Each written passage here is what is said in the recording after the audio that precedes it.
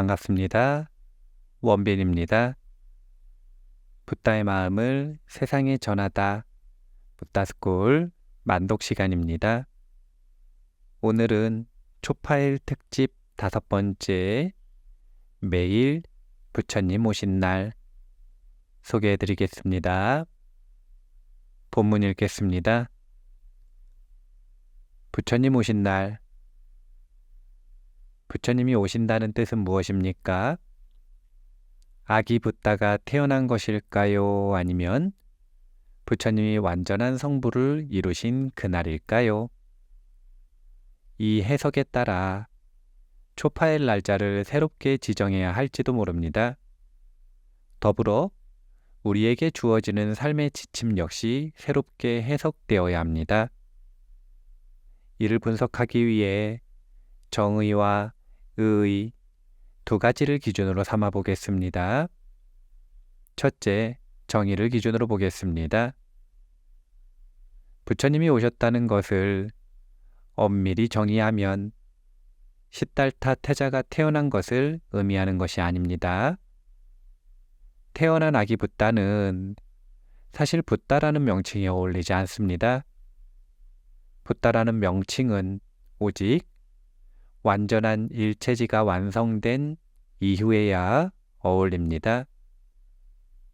그렇기에 정의를 기준으로 본다면 아기 붓다의 생일이 아니라 수행자 시달타가 성부를 완성한 날인 성도제일이 부처님 오신 날에 가깝습니다.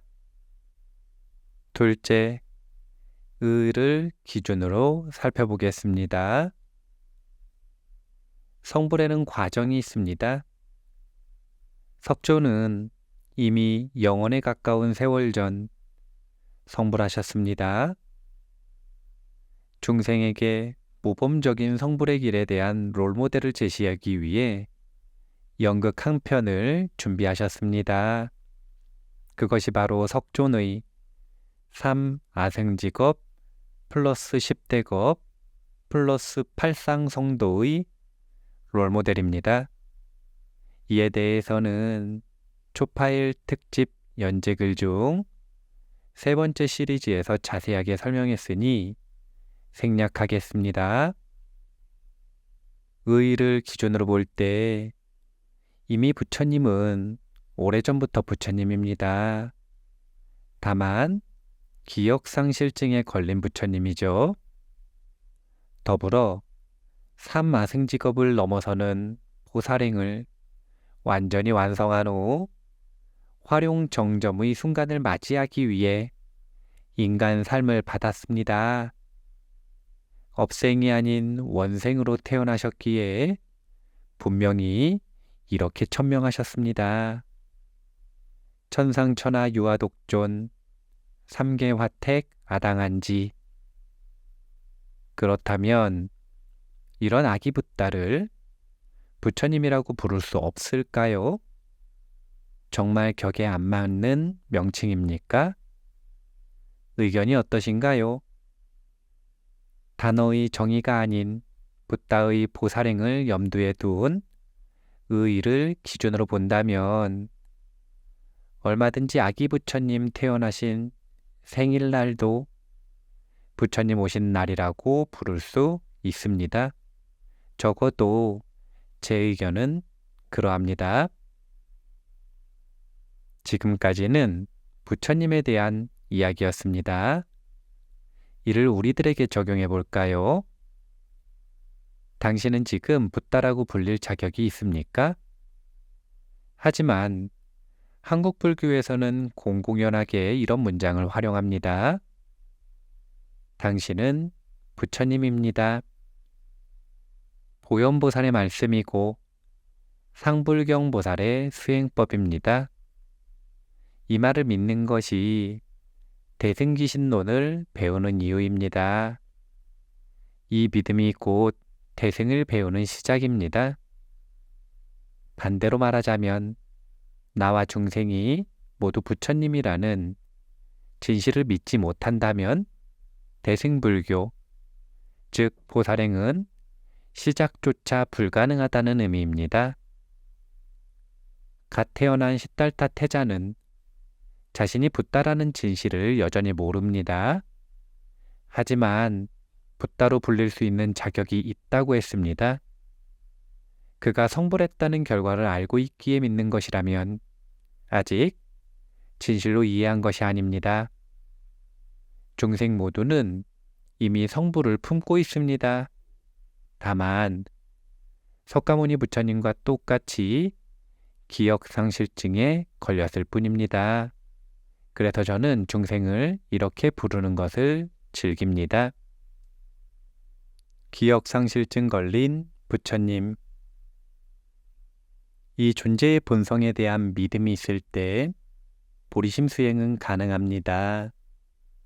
이것이 곧 스스로를 바라보는 마인드셋을 형성합니다. 사실상 성불의 길을 걷는 것은 없는 것을 창조하는 과정이 아닙니다. 잊고 있던 것을 회복하는 과정입니다. 그저 기억을 되찾기 위해 조금의 노력이 필요한 것입니다. 이 노력을 수행이라고 합니다. 다만 이 수행의 과정이 기억을 잃고 중생으로 살아오면서 습관화된 탐진치와 결이 너무나도 달라서 낯섭니다. 낯서니까 어렵게 느껴집니다. 말 그대로 주관적으로 어렵게 느껴지는 것일 뿐입니다. 3아승직업 플러스 10대겁이라고 표현하지만 결국 그 과정은 지금 이 순간일 뿐입니다. 10년간 생존하기 위한 과정을 10년 동안의 호흡이라고 생각해 보겠습니다. 그 많은 호흡을 어떻게 하나 이렇게 착각하고 부담스럽게 느껴지시나요? 하지만 우리는 호흡에 익숙하기에 잘 알고 있습니다. 진실은 그저 지금 이 순간 한 번의 호흡이 연속되는 것일 뿐 하나도 어렵지 않습니다. 서울에서 부산을 걸어갈 때도 그 먼 거리를 어떻게 걷냐고 착각하면 어렵게 느껴지지만 결국 해야 할 것은 똑같은 한 걸음뿐입니다. 한순간에 100걸음, 1000걸음을 경험하는 방법은 어차피 없습니다. 보리심을 완성하는 과정도 똑같습니다. 3아승직업의 부담에 짓눌린다면 결국 포기하게 됩니다. 지금 이 순간의 마음 하나만 신경 쓰면 됩니다. 얼빠진 채 살아갈 것인지 깨어있는 삶을 살아갈 것인지를 지금 결정하는 것입니다. 불안함에 떨며 인생을 낭비할 것인지 최선을 다해 안심할 것인지를 결단하는 것입니다. 중생들과 화내고 다투며 살아갈지 중생을 자비롭게 사랑할지를 용기 내 선택하면 됩니다. 나중에 할 일이 아니라 지금 이 순간 이 마음의 선택을 하는 것이 바로 보리심으로 나아가는 한 걸음입니다. 불자들에게 부처님 오신 날은 1년의 하루입니다. 하지만 보살 수행자에게 부처님 오신 날은 1년에 365일입니다. 매일이 부처님 오신 날이 되어야 합니다. 매일 매 순간 잊지 않고 보리심을 새롭게 지어나간다면 이것이 석존을 찬탄하는 것이고 석존을 따라 발보리심하는 것이며 성불의 길을 걷는 것이고 수기를 받는 것이며 정토를 장엄하는 것이고 중생을 구하는 것입니다. 보살이 해야 할 일은 단 하나뿐입니다. 자각이 있는 순간 보리심을 일으키고 보호할 것.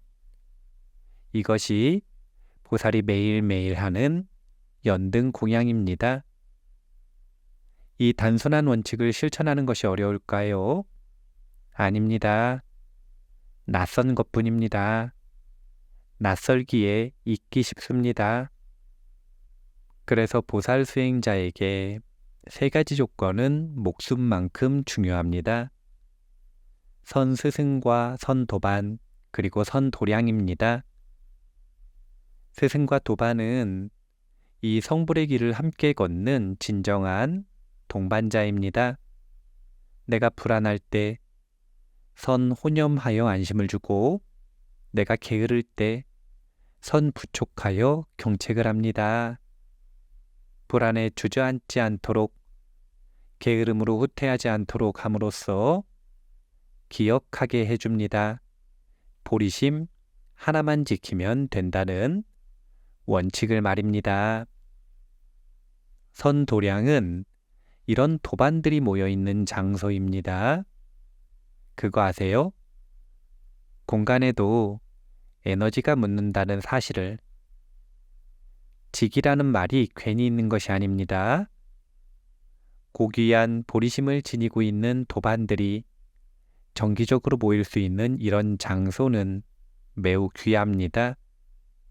요즘에는 오프라인뿐 아니라 온라인 공간 역시 매우 중요합니다. 미래에는 온라인 공간을 뛰어넘은 메타버스라는 가상현실 세계가 열리게 될 것인데, 선도량이란 이 모든 공간을 포함합니다. 그곳에서 보리심을 잊지 않고 억념하는 것입니다. 붓다의 마음을 세상에 전하다. 붓다스쿨은 선스승과 선도반, 그리고 선도량이 함께 모여 있는 정토를 추구합니다. 공통의 서원이 붓다의 마음인 보리심을 세상에 전하는 것입니다.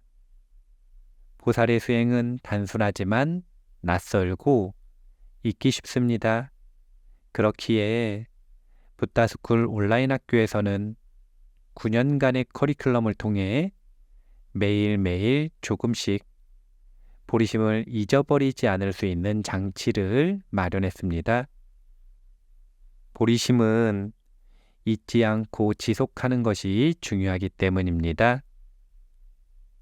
보리심 수행은 열정적으로 불타오르는 것보다는 자신도 모르게 조금씩 물들어가는 태도가 유리하기 때문입니다. 이 붓다스쿨이 진정한 선도량이 되기 위해서는 다양한 근기의 학생들이 모여서 하나의 목적인 보리심의 길을 함께 걸어야 합니다. 수많은 학생들의 보리심이 보살 장엄이 되어 붓다스쿨의 도량을 아름답게 가꾸어 갈 것입니다. 1년 뒤, 10년 뒤의 붓다스쿨이 어떤 극락으로 변화할지 기대되지 않나요? 오늘 초파일 특집 5번째, 매일 부처님 오신 날 다 읽었습니다. 붓다의 마음을 세상에 전하다 붓다스쿨 만독 시간이었습니다. 감사합니다.